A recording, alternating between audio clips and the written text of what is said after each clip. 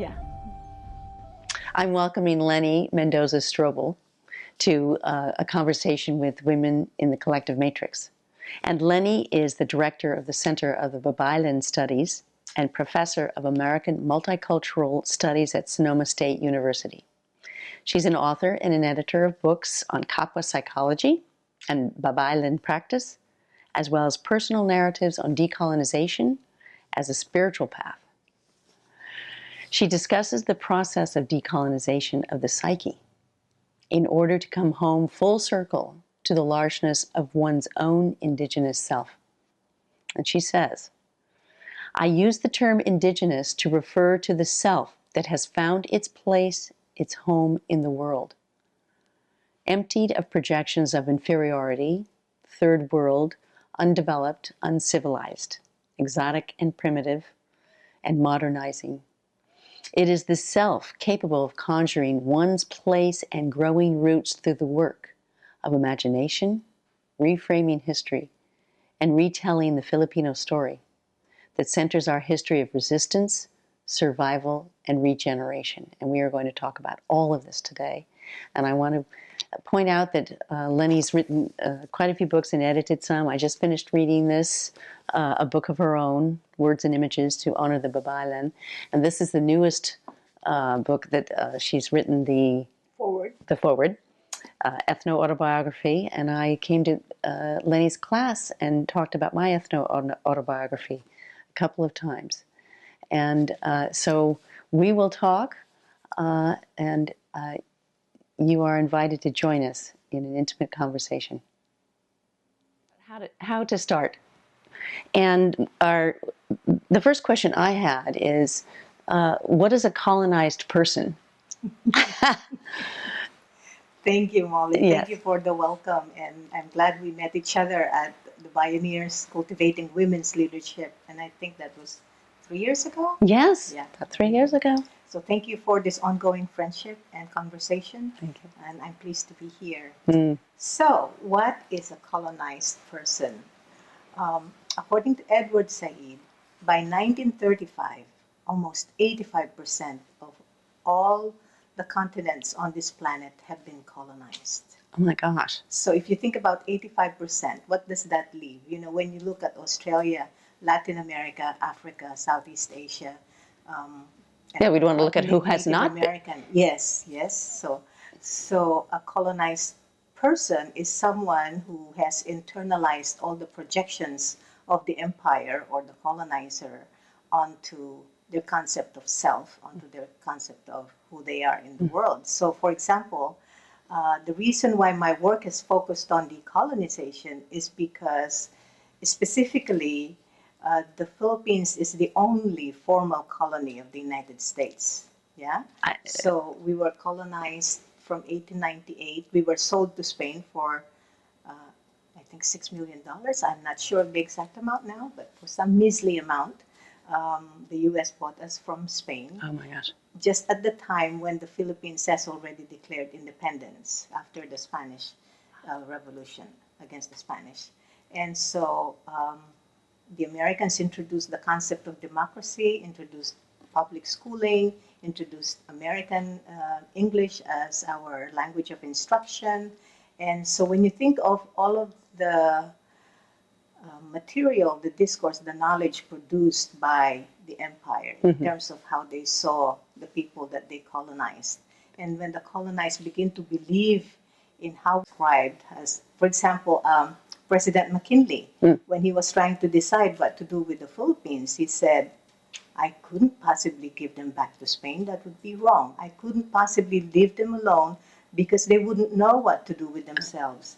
We couldn't possibly, abandon. So why not, as part of our manifest destiny, why not give them freedom? Why not give them democracy? Give them education in the name of benevolent assimilation. So that's why a scholar called it white love, because the U.S. also said, we are not going to be the colonizer like the Europeans were. We are going to be gentle. We are going to be benevolent. We're going to be kind. Patronizing. Yes. So I grew up under that regime, and when I came to the United States as the culmination of an experience where your desire becomes, I want to be like my colonizer. Yeah. You consciously? No, No, that's it's all unconscious. But it creates a desire, because when the colonizer says you're not good enough, and in order to be good enough, you have to be like me. So that's when the desires and the desire to emulate and the desire to be like the colonizer kind of grows on you unconsciously. This is all unconscious process. So when I began to, when I came here by way of an interracial marriage, and I thought I knew the United States. I thought I was prepared. I thought it would be easy coming here because I spoke English, I knew popular culture, my education was American patterned, all the books we read, I knew Gettysburg Address by third grade. I didn't never learn that. So anyway, to make a long story short, when I got here in '83 and people began to respond to me in ways that I didn't expect, I began to wonder what was wrong with me. So, example. See, I wasn't thinking in terms of what was wrong with the culture. I was thinking in terms of what was wrong with me. So, for example, people would look at me and say, "Did he buy you out of a catalog?" Oh my goodness gracious! So, or how come you speak English so well? How come you know all our songs? So you can see, I think in one of my writings I said, we were taught to love the United States.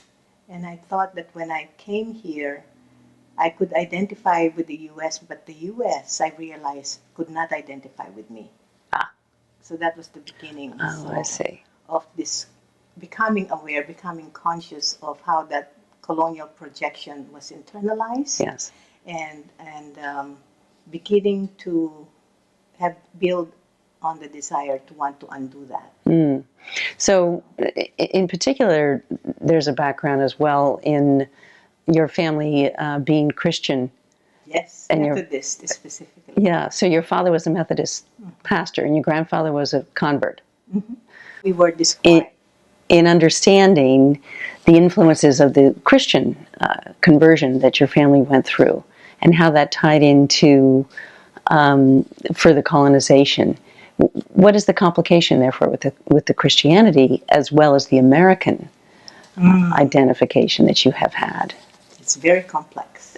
It's very complex, but in one sentence, I sort of summarized it as I was raised Protestant or Methodist by a Catholic mother and a Methodist father in an animist context. Oh my goodness. Because the culture is basically animistic and shamanistic at its core, and under just the level of that colonial Catholic imposition and then Protestant, underneath that culture was the indigenous culture, which is animist and shamanistic. And that culture was very powerful, the pre-colonial culture. But because it was repressed and submerged, it took a while for me to uncover that.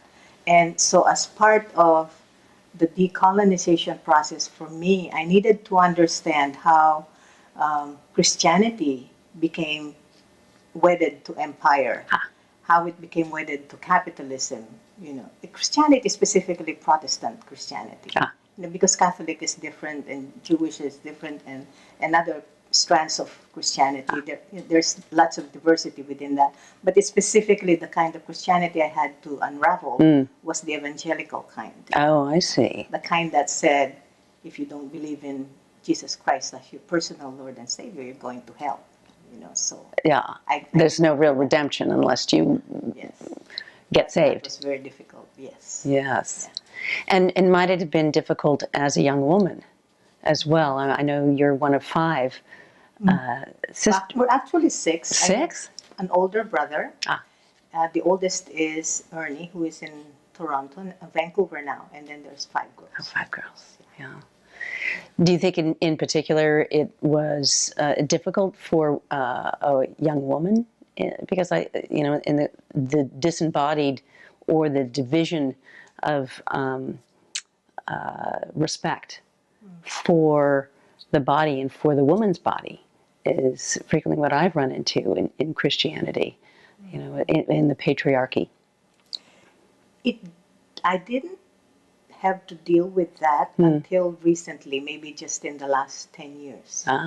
Because part of it is because it becomes part of that split, the splitting of your psyche. Then it also has to do with the splitting of your body from your mind, from your spirit. And so one of my good friends who is a poet one day asked me, Leny, how come you never talk about sex in your writing?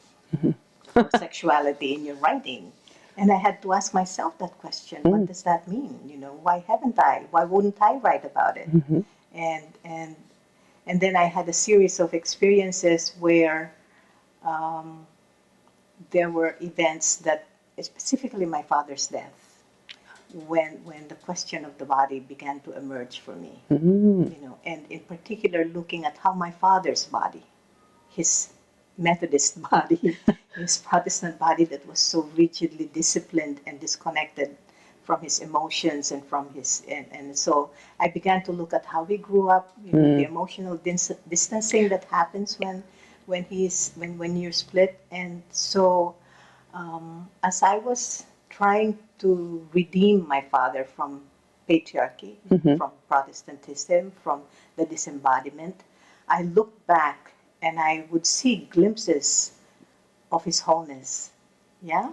Because he loved to raise birds and orchids and tend to the garden. And he loved to paint the rocks on the pathway bright red, bright blue, and he loved to sing even if he couldn't sing. He loved to wear bright colors. And so when he was being himself in that way, being playful and being childlike, and I said, that's my real father. He's whole. Underneath all of that that was imposed on him, he's whole. So I sort of tried to save him, or what he represented and what he had become under colonization, under the imperial gaze. I sort of was able to then recover that part of him and to be able to tell that story now in this way, to say that my father was whole underneath all of that. Yes. And when you see his wholeness, then I could see my wholeness.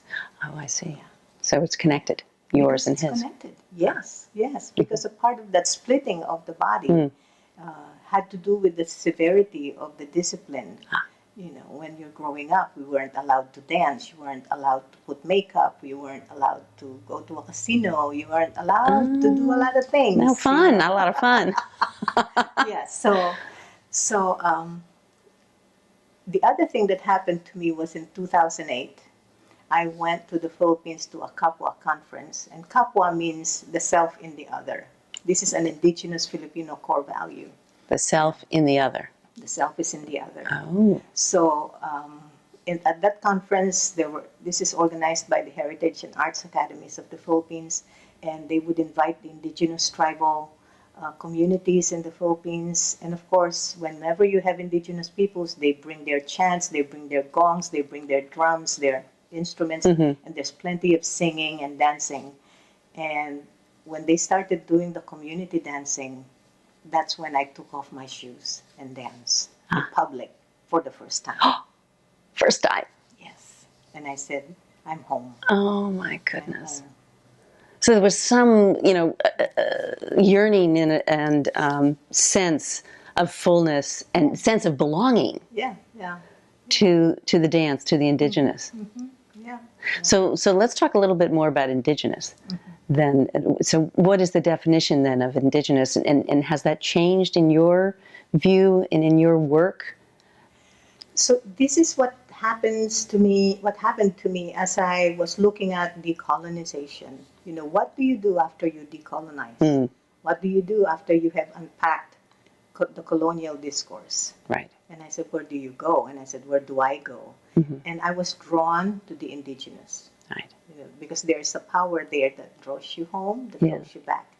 And so in the last 5 or 6 or 7 years, I've been looking at what does it mean to be indigenous when you are no longer rooted in your ancestral domain. Right. When you are in the diaspora, what does it mean to be indigenous? And for me, the process of indigenization has to do with reconnecting with the land.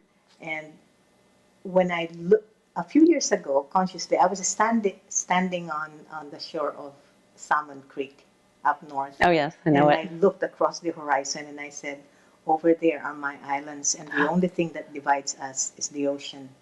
So I said, my body is here, but my heart is there.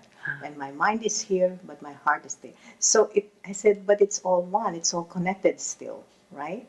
And I made then a conscious effort to learn how to dwell in Sonoma County, in Santa Rosa. And I told myself, I'm going to learn about this land where I am on now. Oh my gosh. I said, I am on the land of the Pomo, yes, and the Miwok, and the Wapo. Yes. I'm going to learn how to live here, to dwell here. And the particular word dwelling is really the important part, because as a colonized person, we really weren't taught how to dwell in a place, a given place. To dwell means you get to learn and understand the place, who are its inhabitants, not just the human beings, who are the plants, what is the mountain, who, how did things come to be, who are, So a colonized person is separated from that. Yes. Because it is shown by the colonizer that that's not good enough, that the land is not to be as important or as significant as an indigenous. They saw the land as exploitable, as a resource, and whenever you have to extract the resource, you have to displace the people that live there. Oh. So that's still ongoing even now. Yes. So for us, for my generation and the Filipinos that came here around the 1930s, a lot of them had to sell their land in order to get an education. Oh my gosh. In order to come to the United States. That is still happening. A lot of people have to sell the land. So it's that kind of disconnection that is part of this feeling of being uprooted. Yes. And not having a place of belonging. Yes. And so part of my work now that I see is, yes, this is where my body is. It's in Sonoma County. But when I look at myself as a human being, I know that the planet is my home. Well, that's sort of kind of too big and too grand, no? So, but when I think of the Philippines now, the reason why I do the work for the Center for Babaylan Studies is because we are creating a transnational relationship with the indigenous peoples in the Philippines. Wonderful. Yes. Because we know that the people that still have the land, that are still on the land, like the babaylans, like the shamans, are also quite feeling disempowered because, of course, the national government is an instrument of the corporation that wants to extract the resource, develop, modernize, educate the primitive, and so on. So that's still going on, and I think the work is cut out for us yes. in terms of understanding how these things came to be. It's all part of the modern narrative. Right. And when I look at the modern narrative that is only 500 years old, and I said, that's too short. So when I started looking beyond 500 years and what went on before that, yes, and the hundreds of thousands of years, and you began to ask, how did the Native Americans survive? How did the indigenous people survive this period of holocausts and genocide? Right. Yeah. And I wanted to ask you about that because we have some kind of shared history in that my lineage comes from the conquistadors, who were those Spanish people who came over to the Philippines, came to Mexico, and eventually came up to California, and specifically in Sonoma County, where we're talking about the Pomo and the Ohlone lands. They took their land. Well, they enabled the indigenous people to die, and therefore the lands were then empty, because my understanding is about 90% of the indigenous in California died within 20 years of the arrival of the conquistador soldiers. It's an astonishing story. So, it's a curious thing for me to look at this lineage and the connection with the land and what that means, and to have some understanding of the history of the oppression that was enabled by that conquest, by that creation of empire. And So a further understanding of the oppression that was brought forth and perpetrated. The author of the book, The Racial Contract, says, how can the white people continue to do or continue to perceive themselves as doing moral things when in fact they're being racist? Right. And he said it's because they have developed a whole rational and a whole justification for those projects. Yeah? And then as you develop this justification and this rationale, you also develop you begin to develop affective responses. You begin to feel sorry for people on the other side. And so in the guise of doing something for them, of saving them, or or giving them democracy, or giving them freedom. Classic then with the Philippines, as you explained. Yes. Yeah. So, but what does it really mean? Why were they doing that? Yeah. So I think when I know a lot of white folks that are decolonizing now, and the question for them is not so much how they were victimized, but how they were privileged. Right. Right, by the system that was created by that period, right, by this period that we're in. Yeah. So what does it mean to unlearn what privilege is, what white privilege is? What does it mean to understand it, and what does it mean now to develop a connection with the people on the other side? Right. And I think this is what I like about your work, Molly, in connecting all the dots in terms of your own ancestral work that you've done. Try to. And because it, when we've shown that to my students about how you connected the dots from your birth, your mother's history, to your ancestor who led the Berwick massacre, right, and being able to own that and acknowledge it, and the students said, wow, why did she have to do that? Yeah. Because the culture doesn't teach you how to acknowledge and make those connections and to acknowledge that history. But when you do, when that work is done, as I tell my students, there really are gems hidden in those shadows. That's so deep.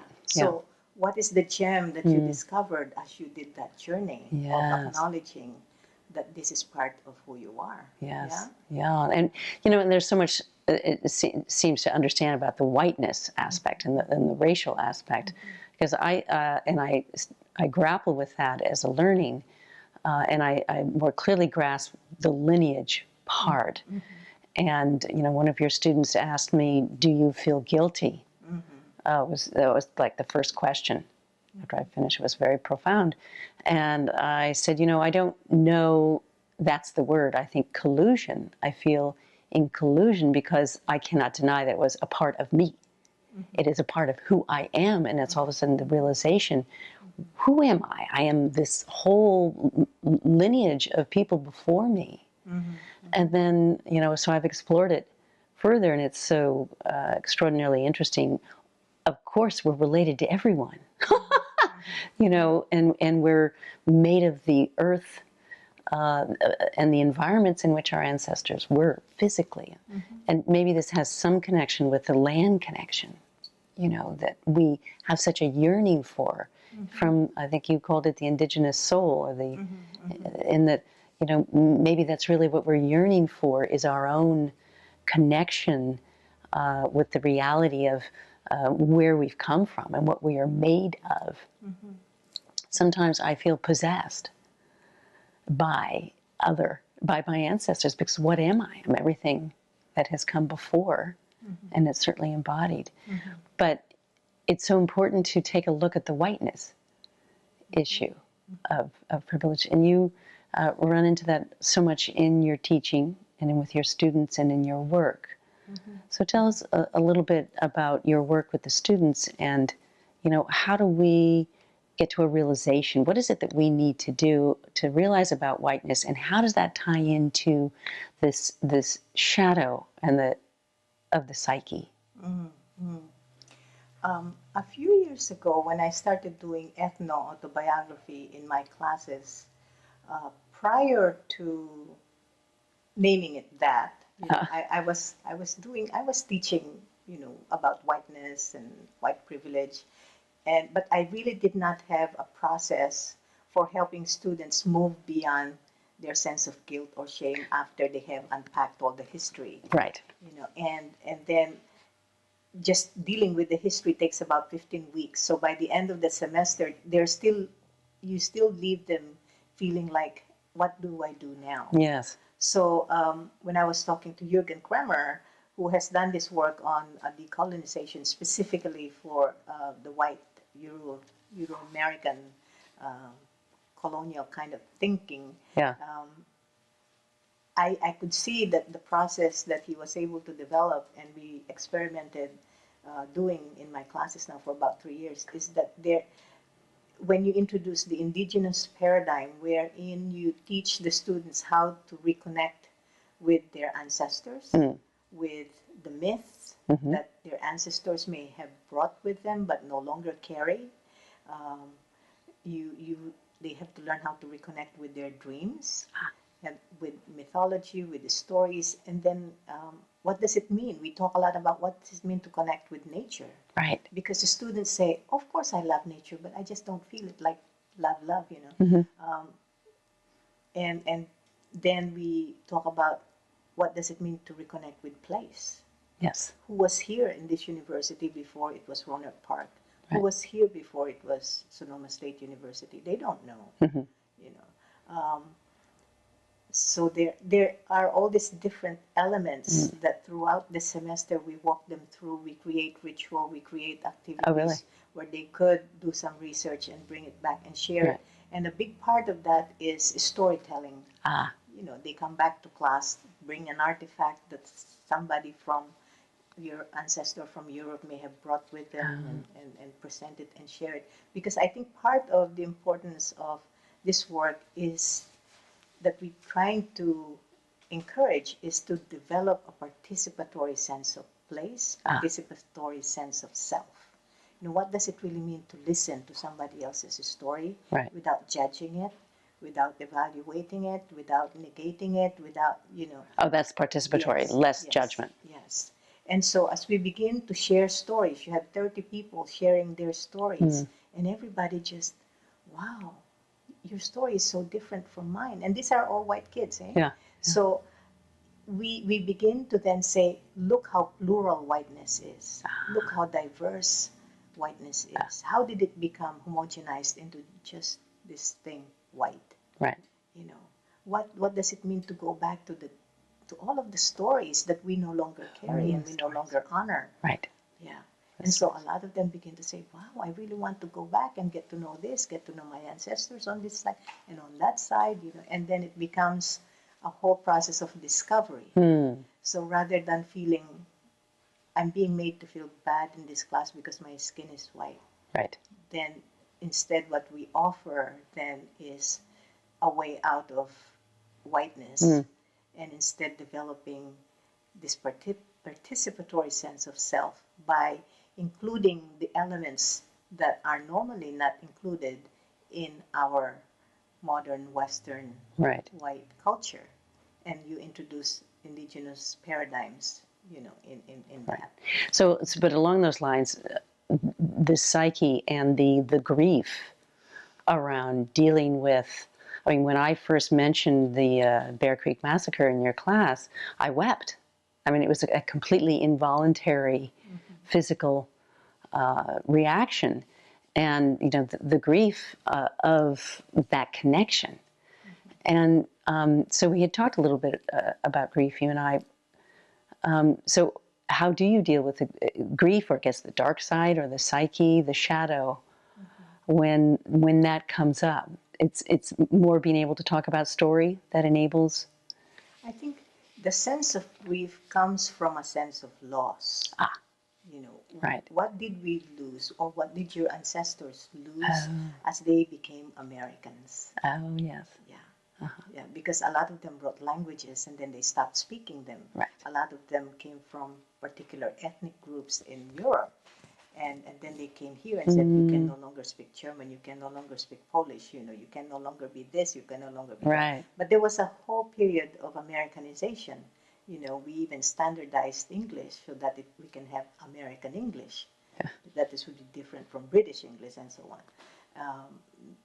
So in the process, students begin to realize the sense of loss from those things. But, they also don't want to keep complaining that, as an American, they have no culture. Right. Of course, they do have culture. This is all cultural, right? Yeah. We a lot of we honor those emotions as they come up, and a lot of it comes up, Yes. and and because there is a community that receives Community. that receives the grief, it's the community that then can hold it together and heal it. Oh my. And to encourage them by saying this is an ongoing process. You will continue this process as you get out of this university. Yeah. And maybe you're only capable of being able to process up to a certain point, and then, but you have a map. You have a map. Right. I think I mentioned to you in a conversation earlier how grieving should never be done in isolation. It's so profound. Yeah, that we always need to be in community when we grieve. Yes. Because what we need is to be a witness to each other. Yes. Yeah, to be listened to and so that's the participatory. Acknowledged. Yes. That you were talking about. Yeah. Yeah. It's so beautiful when it happens. Just last semester, a few weeks ago, as we were closing, I gave the students the opportunity to be creative in their final project, and they came up with these beautiful presentations. And this woman who grew up in Humboldt County and finally realizing that the people that were there before her ancestors came were, I think, Miwot. And she began to ask herself, were my ancestors part of the reason why they disappeared? What happened to them? What did my family have to do with them? Yes. So they are beginning to ask those questions, and I think that means that they're ready, to acknowledge, and to do the work, and sometimes it's really, I can appreciate how hard it is to do this work. Yeah. Because of course the world outside is so different from what we're trying to create. And and young people trying to figure out where they fit anyway. Yeah. And it's a very harsh and difficult culture. That. Yeah, I had a student who said if I had taken this class as a freshman, I would not have been a business major. Oh. Because my heart has always been in doing something else. Right. But I thought in order to make money and in order to get out of here, I need to be business and da-da-da. Yeah. And then the values begin to shift, the worldview begin to shift, and they begin to think about maybe I can try something else. Yeah, it's quite different. Yeah. And we'd one of the things in your book that really struck me was the understanding about the difference in time and the time frame between the indigenous outlook on the world and the Western outlook of, in the Western world, we're always trying to progress. We're always trying to get better. We're always trying to get into heaven. So it's an attainment, it's a goal. It's never here, it's always ahead, so that we need to earn it, work for it, go towards it. But within the indigenous, you had mentioned it was the sense of the belonging to the place, to the land, to our Mother Earth. And it seems to be such a profound difference. Yeah. Well, in the Western sense, time is linear. Yes. Yeah, you go from 1 to 10, start to finish, beginning and end. So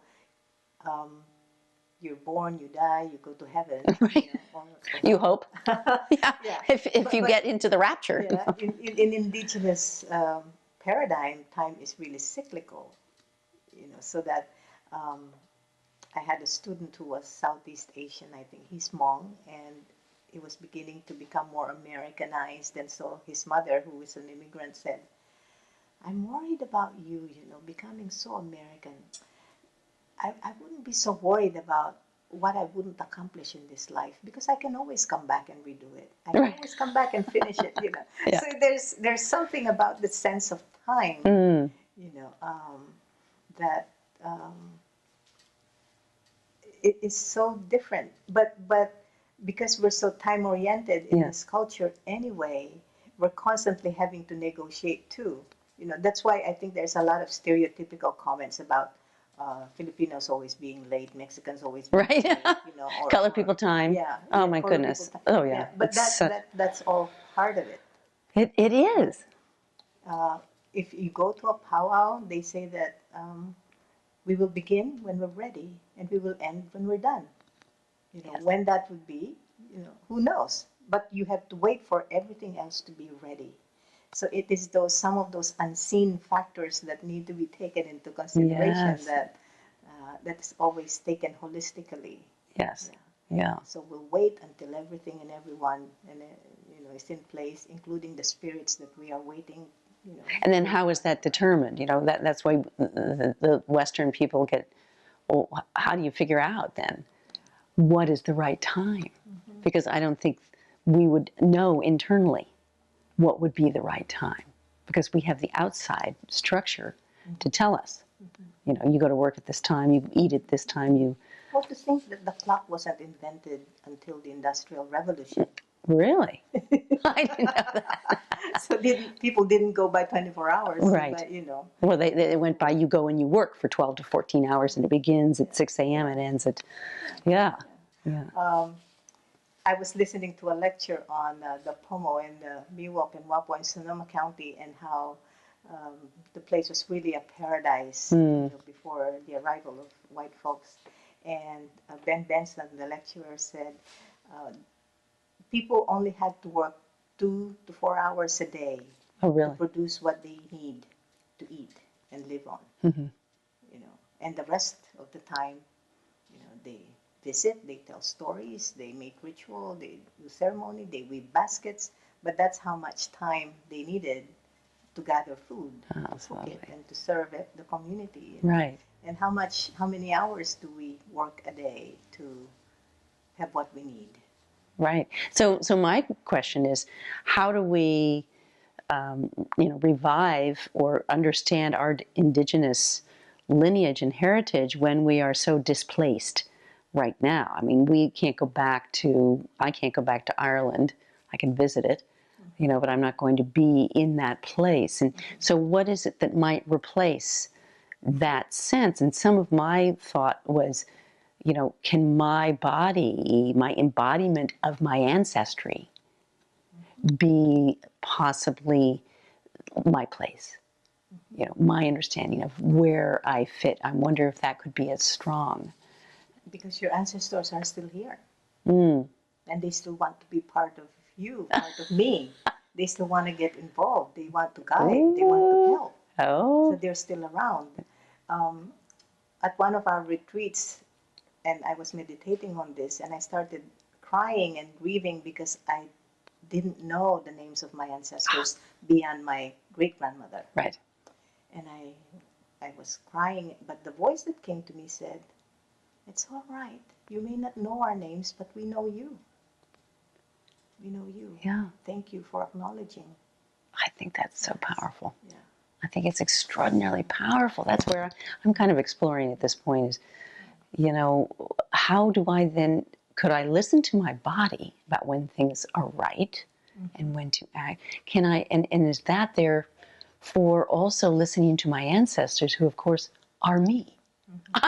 I'm made up of the ancestors and the land and the places that they came from. So, my sense is that's a powerful story for us, and particularly as women, it seems to me. So I want to ask you a little bit more about women, particularly minority women. What are our challenges as women now in our decolonizing? And, how is it that we can be together in community? I mean, what's some of your thought about the challenges for women now in your context? For women of color, I think we are still very much dealing with the same issues in so many respects. But in the circles that I find myself, I am finding allies with white women like you, like Nina, like other women that I have met through her, and also because I'm married to a white guy. Part of the work that we've had to do was how can we be together, Right. and so Particularly when you're going through this realizations. yes, but like I said, I pay attention to my dreams, and I've had dreams about patriarchy, and but whenever that shows up in the images in my dreams, I know that I'm being reminded that this is the way the patriarch wants to keep me in my place. Keep you in your place. Yeah. And I'm so thankful for those dreams because the dreams are, they guide you. They tell you, where is it? And so I know that where I've been influenced by patriarchy, for example, is I have a very strong rational mind. And I'm very controlling, and I'm very judgmental, and I very. Yeah. Who would guess this? Leny. We'd never know that. Yeah. No, but that's the part of, what this masculine culture has said women need to develop in order to make a place for themselves. Yes, I see. And I think I remember when we were doing that retreat, the Cultivating Women's Leadership. Yes. And Nina, okay, we already know, Leny, that your mind is sexy, so show us your body and your emotions. So you see, it comes up in that way. During that week-long retreat, I refused to be emotional. I refused to talk about my body. And so I'm working on it. Yeah. I'm unlearning a lot of things because that's very deep. I mean, the kind of conditioning. Yes. Under patriarchy, under. The question, actually, we're talking about healing the earth and how provocative that would be to be a part of that, how powerful. And I get a sense, I want to go there, and be a part of a healing of, I'd like to go to Bear Creek Massacre and be a part of a helpful healing there. Because of my lineage and ancestor and history of my great-great-grandfather perpetrating that massacre specifically. But so I wondered, when we're healing the earth, how does that work actually? And does it work to heal us? Because I'm talking about our bodies, being the place. Our bodies being the location now for our indigenous capability or qualities. I wonder how that all works together. The question, actually, we're talking about healing the earth and how provocative that would be to be a part of that, how powerful. And I get a sense, I want to go there, and be a part of a healing of, I'd like to go to Bear Creek Massacre and be a part of a helpful healing there. Because of my lineage and ancestor and history of my great-great-grandfather perpetrating that massacre specifically. But so I wondered, when we're healing the earth, how does that work actually? And does it work to heal us? Because I'm talking about our bodies, being the place. Our bodies being the location now for our indigenous capability or qualities. I wonder how that all works together. Conditioning. Yes. Under patriarchy, under modern capitalism is so deep. Yes. And we're constantly, every day, trying to become aware of how we are shaped by that. Right. Our desires, our wants, and. So we have to examine everything that comes up. I think that is what waking up means. Waking up is so. It's painful sometimes. It's a lot of work. Well, I guess you're constantly questioning. You have to.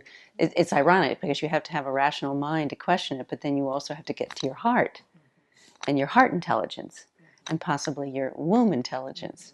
That we, in particular as women, because we are life givers, there's something, certainly different between the masculine and the feminine, and the wholeness that you've talked about is so. Yeah. See, personally, for me, um, of all of the 5 women, I had to do the most unlearning of the patriarchy because when I was born, I'm the fourth. Ah. And my father said, if this turns out to be a boy, that's it. We'll have 4 kids. Ah. Well, I turned out to be a girl, and he said, well, God, you're just so disappointing. Oh. He was Yeah. disappointed. Right. So he said, okay, we'll try again. So he tried 2 more times. So we're 6. But one time I was meditating on this and I said, I think all of my life I've been trying to prove to my dad that I am the son he never had. Ah. The second son they never had. Right. So I was developing all this sort of masculine characteristics. Yeah. Unknowingly, unconsciously, because I was trying to please him. Right. So. Right. Yeah. And so realizations come as we go through these journeys on where we fit. And but that's part of the decolonization we're doing in my own family is just being able to call those things out. Really, you can share that with your sisters. Oh yeah. Yeah, and then we try to help each other. So somebody will say, yeah, you need to learn how to play. You need to learn how to do exciting things in your life. You're too serious. You're too this. You're too... So yeah, it helps. It helps to have 5 sisters.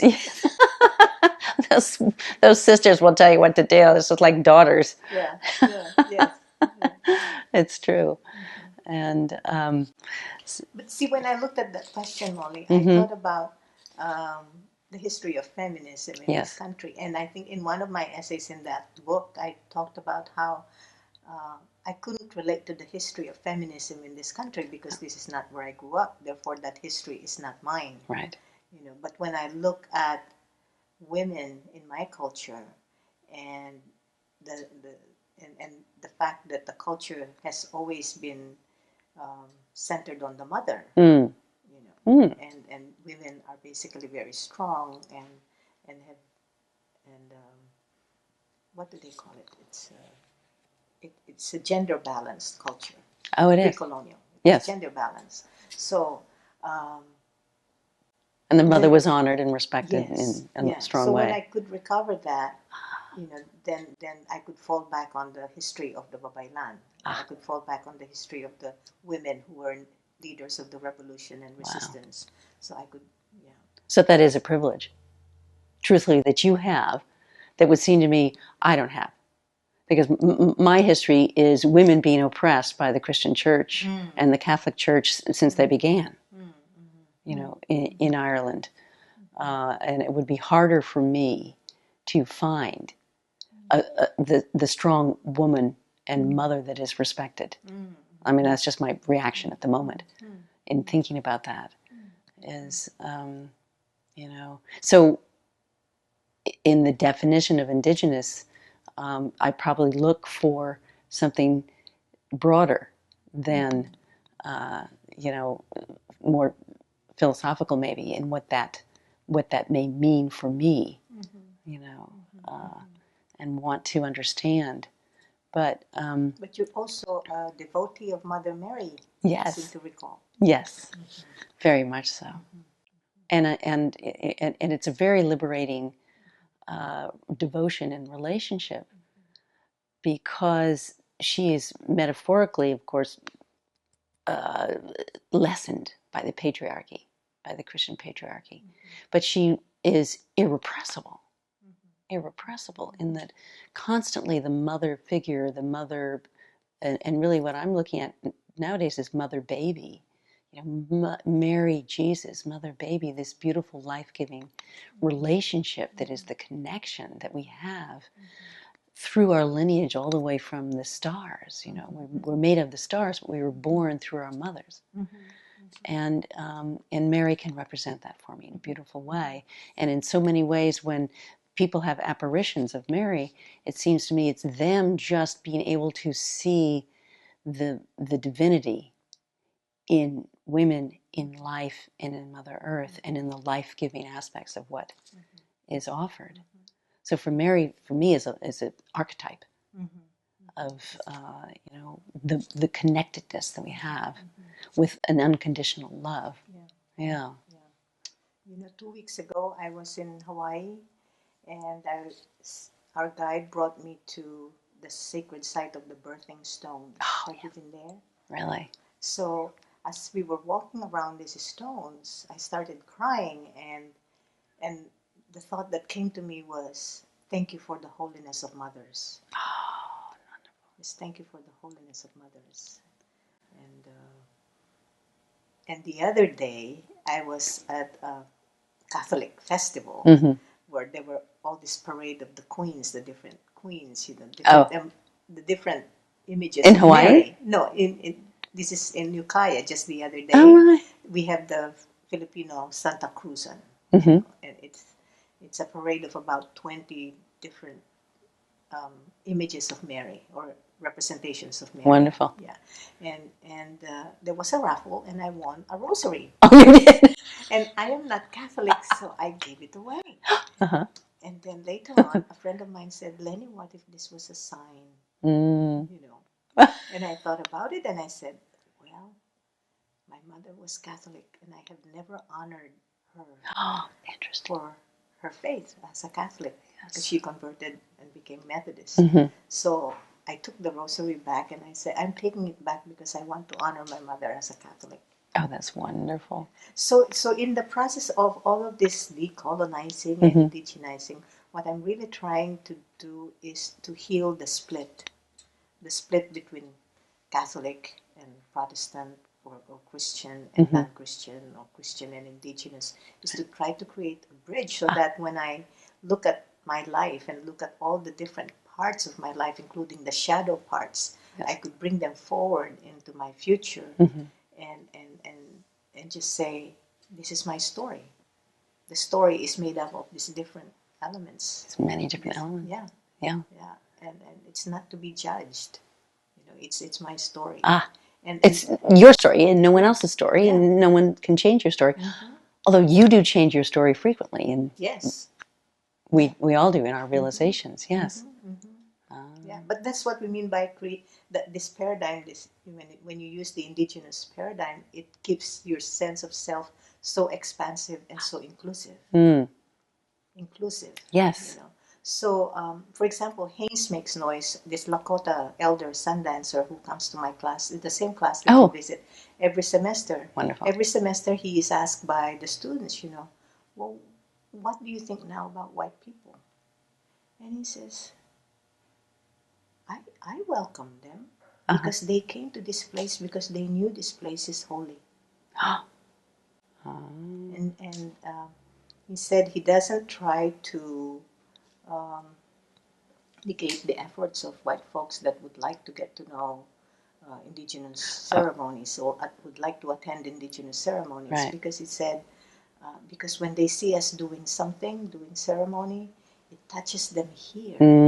And it touches them here because they knew they used to have that same thing but have now lost it. Yes. When they see us doing what we do, they realize that they used to have something they no longer have. And we want it. Yeah. We all want that sense of belonging, that sense of connection, and the understanding. And so the students then feel very grateful that this man whose people, have been massacred, have been enslaved, could be so open and inclusive. Yes. And I too wonder about him, but he's this beautiful soul. It seems so inspiring that, and I think that's where we are attracted as well, is the people who can live in the wholeness. From that place. Yes. And, it's a sense of forgiveness. And sometimes the word redemption, we were talking about, well, how do we get saved in some way, which was, the salvific Christian thing, which was, perpetrated on people. But what we want to further understand in a deeper way, not within the format of a religion, but really where and how do we become whole? And how do we act as your Lakota mentor, advisor. Yeah. I think it's important. So, for example, the student asked him, "Well, do you believe in Jesus?" And he said, "As a sand dancer, when I offer myself up every year and dance and do the sand dance, I am offering it up so that my people can continue to live for another year, because they do it every year." And he said, and Jesus did the same thing for his people. So Jesus is my brother. Oh my goodness. Yeah. We're all the redeemers. Yeah. Yeah. We can be the redemptive force in our community and in our lives. Yeah. So it's honoring the stories that we tell. Because after all, we're all made of stories. Yeah. And the story that we have told as a culture, modern Western civilization, the story that we have been telling is not working very well, right? No. So that's why we're looking for alternative stories, is because we know that this story is not working. Yes. Yeah, the story is broken. Yeah. It's a dead end. The dead end that we have in our story now, where we use up the earth, we use up the resources, and we live in this disconnected state. Yeah. But some people will say, well, it's not a dead end, it's just changing. And whether or not we're ready to change along with it is the question. Yeah. Some people will hold on to their sense of privilege, whether it's class, whether it's race, and then they'll try to, create buffer zones, right, and keep their privileges within those zones, and it's not going to happen that way. No. So there's no gated community that keeps the air out from your grandchild from breathing the pesticides from the air. There's no gated womb. We have determined at this point that babies are born with already contaminated.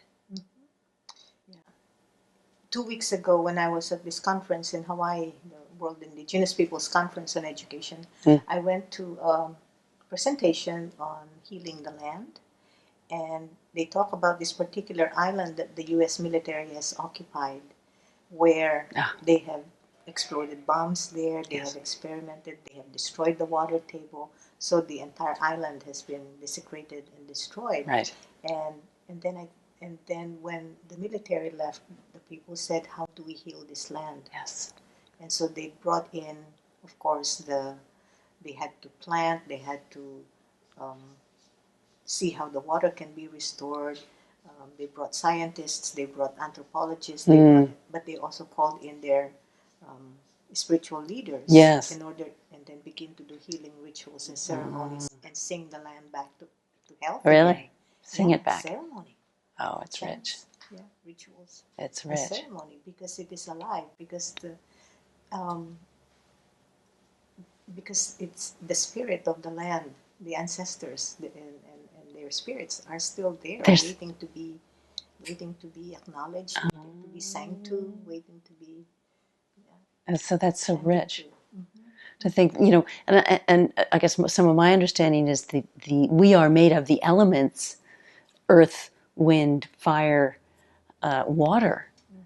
Those are our ancestors. It's not just our lineage, but it's also everything around us that is so deeply important, which is, of course, the earth and the elements of the earth. The question, actually, we're talking about healing the earth and how provocative that would be to be a part of that, how powerful. And I get a sense, I want to go there, and be a part of a healing of, I'd like to go to Bear Creek Massacre and be a part of a helpful healing there. Because of my lineage and ancestor and history of my great-great-grandfather perpetrating that massacre specifically. But so I wondered, when we're healing the earth, how does that work actually? And does it work to heal us? Because I'm talking about our bodies, being the place. Our bodies being the location now for our indigenous capability or qualities. I wonder how that all works together. In the earth, it is, to me, it's very anthropocentric. Mm-hmm. It's as if human beings can heal the earth. Right. In fact, it's the earth that wants to heal us. Ooh. It's the earth that is calling us back and calling our attention. Oh. Yeah, but we don't hear very well. And for me, it's very abstract. But when I look at my life and what I'm doing with it, and how I'm learning how to dwell in this very small place where I am, and then I can say, to fall in love with that small space and small place where my body is, and do the work as best as I could, would be my healing. Will it heal the earth? Maybe in a small way, but and then I just try to imagine that as, expanding as it includes everything else and everybody else that is trying to do the same thing. Yes. And maybe that's where the hope is. Yeah. But it's really the earth that is wanting to heal us. Mm. And last year when I was in the Philippines and I was visiting my younger sister's house, and in a subdivision where everything has been paved over, but in between the cracks, grass and flowers were growing, and the ancient trees were still fruiting and blooming. And I said, no matter what circumstance, the earth wants to bloom. It wants to bring forth fruit. Yeah, no matter how you want to pave over it, somehow it will find a way, But so maybe that was the way of the earth speaking back to me, trying to talk to me that she will be okay, with or without us. Yeah, and my sense is that, when we talk about ancestry and lineage, that the elements are our ancestors. Of course, the fruit that you're talking about, the earth that's constantly bringing forth, that we then eat, it becomes us. And we are those elements of the earth. So, I think a better understanding of that connection, that we are the elements, those are our ancestors, that is our body, and that's who we are, and that's where we fit in a very large way. Yeah. And I feel a little bit conflicted about that when we think about GMO and how we feed populations with genetically modified, because that's because the earth has been destroyed enough that it won't feed the population. Right.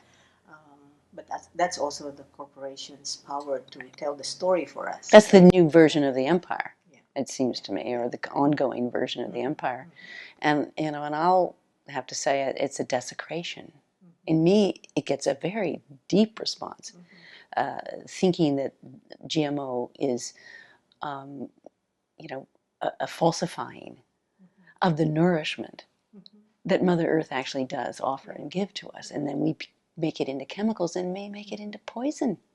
It is, to me, that's close to being called a desecration and a sin, if we want to use those words. Yeah, and because it changes, so then it opens all the things that we need to be thinking about what we are doing to our world, and cloning. Not only are they changing the DNA, then there are clones of the food that we are meant to be eating that are all the same and not produced within the diversity of what Mother Earth brings forth. And what does that do? And then all of a sudden we're sick because our bodies do not recognize what is meant to be nourishment. And that's a very deep and important aspect of a disconnection, in the story. And then all of a sudden, we have to figure out, when do we stand up and say, I do not consent to allowing that in my body. I do not consent to that in my children's bodies, my grandchildren's, to the 20 next generations. I do not consent to this. And I think that women have a particular responsibility for this in a way, because we are the life givers. It is through our bodies that life is brought forth. Yeah. It's quite extraordinary. Mm-hmm. And so the beauty of understanding who we are and what we are, and you know, the fascinating histories and stories that we have, just you and I, in our lives, that you know, hold the hope for a clearer understanding of how we're connected and who we are, and we have the same ancestors. We come from the same Mother Earth in a way. Yeah. Well, there's lots of different elements, you know. Mm-hmm. But in the end, as we put the pieces or the elements together, the story becomes bigger and bigger until you see yourself as just, you know, a speck of dust. Yeah. Yeah. Or a little star. Or a little star. We could be our own little star. Yeah. Come from our own star. Yeah. But for me, what is sometimes difficult is, say, I'm talking to people in the Philippines, and they are developing, they are modernizing, they want to have what we have. Yes. Because that's what we told them, right? Right. You have to develop, you need to buy this stuff, you need Democracy. Yeah. And one time someone told me, Leny, how dare you stop us from having what you have? Yeah. You see? Yes. And so I no longer want to have those kinds of conversations, so that what I'm doing instead is to look at my lifestyle and my own consuming habits, and how I spend my money and my resources, and the kind of work that I do, so that I can be accountable and responsible. Right. You know, in having a smaller footprint. Yes. But as long as that narrative of development and modernity, modernizing, is the dominant story being circulated around the planet, Yes. the rest of the world is going to try to be that way. Yes. You know, and I said, and I think a lot of folks now are beginning to, a lot of folks in the West, here, the countercultural movement Right. is saying, you know, we need to make room. We need to make room. So let's contract our lifestyles. Right. Let's contract the economy, you know, because we'll, you know, otherwise we don't have 3 or 4 other planets so that everybody can live a middle class lifestyle like us, right? Yes. So, yeah, it's a very difficult question for me. Yeah. Because on the one hand, I cannot tell my family and my friends in the Philippines that they cannot have what I have. Right. You know. Right. No. So, I understand. But now they also see, they come to my house, they say, oh, but you don't have this, you don't have this, you don't have this. And I say, yeah, you're right, I don't. Yeah. Yeah, it's a dilemma. It seems to me that what we're called to do is to hold the qualities of the indigenous that is not the lineal, and is more of the spiral, as you're talking about, where we can keep those qualities alive. We can see them in ourselves. We can see it as a wholeness. I think that's what I try to do, is, you know, because there are so many things that I do that I'm a part of, you know, my lineage, you know, all of it. I could beat myself up about. I mean, if I go to McDonald's, I can tell you 500 things that would be terrible about me walking through the doors of McDonald's, you know. So I try not to do that, but I can't just judge myself all the time, exactly. But in some way, the calling and the work to hold this different paradigm, the different stories, to allow the stories to be brought forth, is clearly what you're doing. And it's so essential, is to bring forth young people to have realizations, consciousness, and really what you're creating is the space and the expansiveness to allow that to come forth. So the calling for us, who aren't just teachers, is to enable that openness and that expansiveness as well. is to continue creating those containers so that that kind of work can happen. Yes. Yeah. Yeah.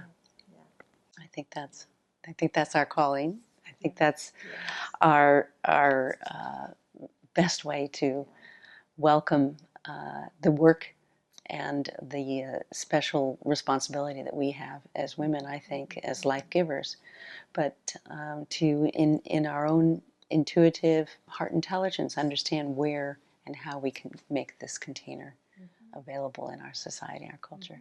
Yeah. Yeah. I see more and more of them. Maybe because I live in Sonoma, now here in Marin, but Yeah, right. there are more and more people doing the same kind of work, which is encouraging. So thank you, Molly. Yes, you are so welcome. It is so Doing encouraging this work. and a part, and that women in the collective matrix, we in the womb of the world, by seeing ourselves in this container of beauty and compassion and care, it seems to me, and understanding the energy that we have together, we can support each other. You know, not only for the grieving that we may need to do, but also for the hope and the encouragement that we want. Yeah. Yes. Thank you, Leny. Thank Yes. you.